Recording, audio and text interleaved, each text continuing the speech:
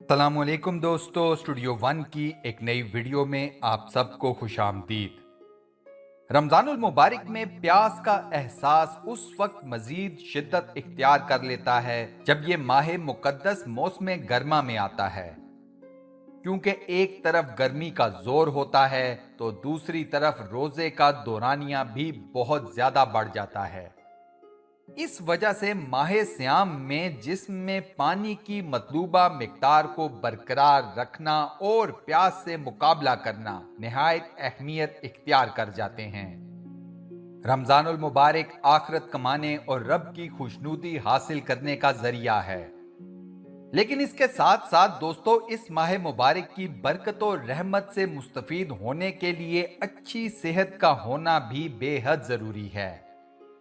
ایک مرتبہ پھر چونکہ رمضان المبارک سخت گرم موسم میں آ رہا ہے تو اسی وجہ سے اس موسم کا سب سے اہم مسئلہ پیاس ہوگا۔ آپ گھر میں ہوں یا دفتر میں یا کسی بھی اور جگہ، پیاس آپ کو کہیں بھی بے چین کر سکتی ہے۔ آج کی اس ویڈیو میں آپ کو آنے والے رمضان المبارک میں پیاس کی شدت سے مقابلہ کرنے کے لیے 2 آسان ترین نسخے بتاؤں گا۔ پہلا نسخہ طب نبوی صلی اللہ علیہ وآلہ وسلم سے ہمیں ملتا ہے۔ یہ ایک شربت ہے اور نبی کریم صلی اللہ علیہ وآلہ وسلم اسے خود نوش فرمایا کرتے تھے۔ اس کے علاوہ آپ صلی اللہ علیہ وآلہ وسلم نے اس شربت کے پینے کی ترغیب اپنے صحابہ کرام کو بھی دی۔ سحری میں اس شربت کو پینے کے بعد انشاءاللہ افطار تک آپ کو پیاس کی شدت محسوس نہیں ہوگی۔ دوسرا نسخہ ایک ٹوٹکا ہے اور اس کو استعمال کرنے کے بعد بھی انشاءاللہ آپ کو روزہ ہونے کے باوجود پیاس کا احساس نہیں ہوگا۔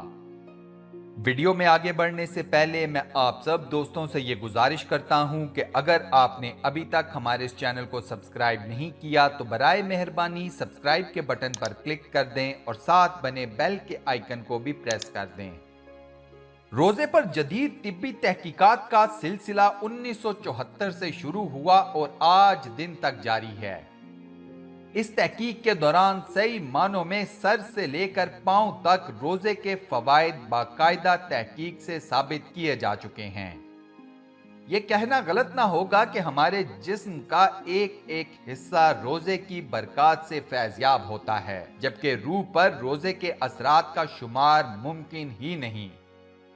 انسانی جسم کا ویئر ہاؤس یعنی جگر وہ عضو ہے جو دوا سے لے کر غذا تک کو ہضم کرنے اور جزو بدن بنانے کے لیے ضروری مادے خارج کرتا ہے۔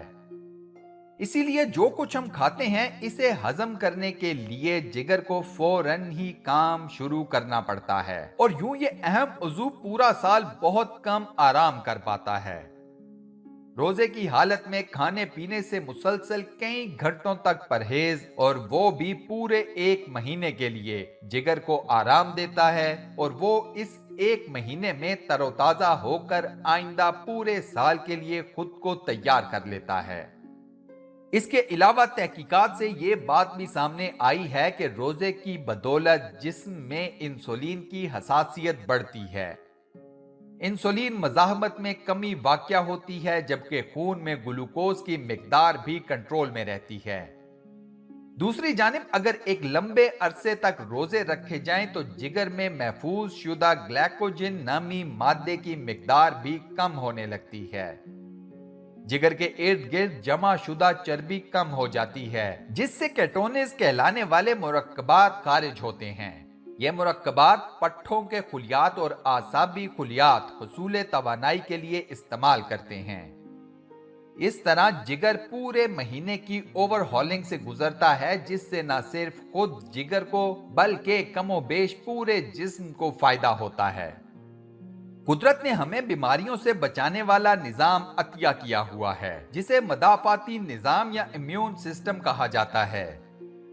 روزہ رکھنے کی بدولت اس نظام سے وابستہ ٹی خلیات یا ٹی سیلز کو تبدیل ہو کر خود کو بہتر بنانے کا موقع ملتا ہے، جبکہ مدافعاتی نظام میں غیر ضروری طور پر پیدا ہونے والا رد عمل قابو میں آتا ہے۔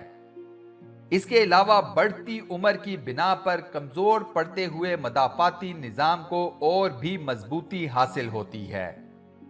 روزے کے دوران امیون سسٹم سے وابستہ تمام اقسام کے خلیات کی تعداد کم ہو جاتی ہے، اور جب افطاری کے بعد کھانے پینے کا معمول بحال ہوتا ہے تو ان خلیات کو تخلیق کرنے والے خلیات ساخت سیل سٹیم خود سرگرم ہو جاتے ہیں اور ان کی جگہ لے لیتے ہیں۔ یوں جگر کی طرح امیون سسٹم کو بھی روزوں سے آرام ملتا ہے، جس سے اس کی کارکردگی بہتر ہو جاتی ہے، اور یوں یہ باقی سال میں بیماریوں کے خلاف جسم کی بہتر حفاظت کرتا ہے۔ کئی طبی مطالعات سے یہ بات بھی سامنے آئی ہے کہ جلن کا باعث بننے والے سائٹوکائن مرکبات کا اخراج بھی روزوں میں بہت کم ہو جاتا ہے۔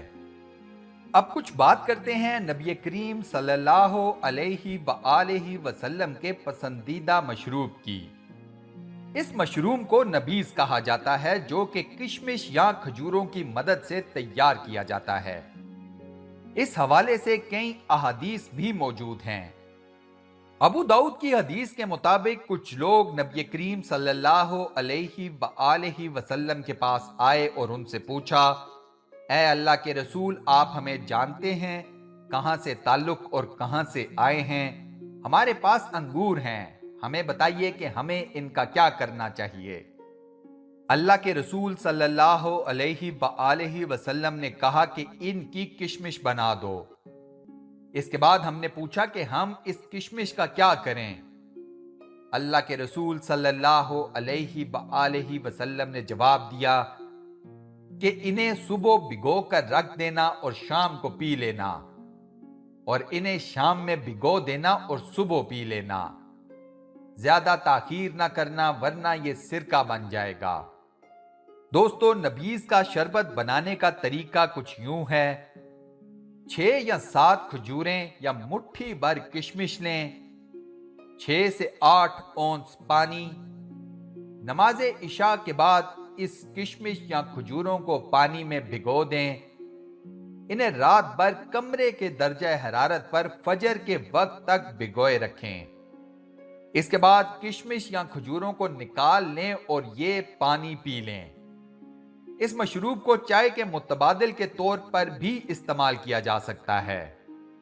ایک احتیاط اپنے ذہن میں رکھیے گا دوستو کہ اس پانی میں موجود اجزاء کو 2 سے 3 دن سے زیادہ بھگو کر نہ رکھیں، کیونکہ اس کے بعد جیسے اللہ کے رسول صلی اللہ علیہ وآلہ وسلم نے فرمایا، یہ سرکہ بن جائیں گے۔ چونکہ یہ سنت رسول صلی اللہ علیہ وآلہ وسلم ہے تو اسے سحری کے وقت استعمال ضرور کریں۔ رمضان المبارک میں اس مشروب کی آپ یہ خاصیت نوٹ کریں گے کہ یہ پیٹ کے اندر تیزابیت کو ختم کرتا ہے اور نظام ہاضمہ کے لیے بہترین ہے۔ اس کی وجہ یہ ہے کہ یہ میٹابولک کچرے کو جسم سے خارج کرتا ہے۔ پیاس کی شدت کو بھی یہ شربت ختم کر دیتا ہے۔ اسی طرح اس میں حل نہ ہونے والے فائبر کی مقدار زیادہ ہوتی ہے، جو کہ ہاضمے کو بہتر کرتا ہے، جبکہ یہ مثانے، سینے، گلے، جگر اور دیگر اعضاء کے افعال کو بھی بہتر بناتا ہے۔ دوستو، دوسرا ٹوٹکا کچھ اس طرح ہے۔ 2 چمچ ملٹھی سفوف، 2 چمچ گلوکوز، 25 سے 30 پتے پودینہ اور 1 چمچ تخم بالنگا، ان سب کو ایک ساتھ گرائنڈ کر لیں اور پھر 1.5 لیٹر پانی میں مکس کر کے سحری میں یہ پانی پئیں۔ یہ پانی انشاءاللہ آپ کو دن بھر موسم کی گرمی اور پیاس کی شدت سے محفوظ رکھے گا۔ میری اللہ تعالیٰ سے خصوصی دعا ہے کہ اس رمضان المبارک ہم سب مسلمانوں کو تمام کے تمام روزے استقامت کے ساتھ رکھنے کی توفیق عطا فرمائیں۔ آمین۔ دوستو، کمنٹ سیکشن میں آمین لکھ کر اس دعا خیر کا حصہ ضرور بنیں اور صدقہ جاریہ کمائیں۔ اس ویڈیو کو لائک اور اپنے واٹس ایپ، فیس بک، ٹویٹر اور دیگر سوشل میڈیا اکاؤنٹس پر شیئر کرنا مت بھولیے گا۔ جزاک اللہ۔ انشاءاللہ اگلی ویڈیو میں آپ دوستوں سے ایک بار پھر ملاقات ہوگی، تب تک کے لیے اللہ حافظ۔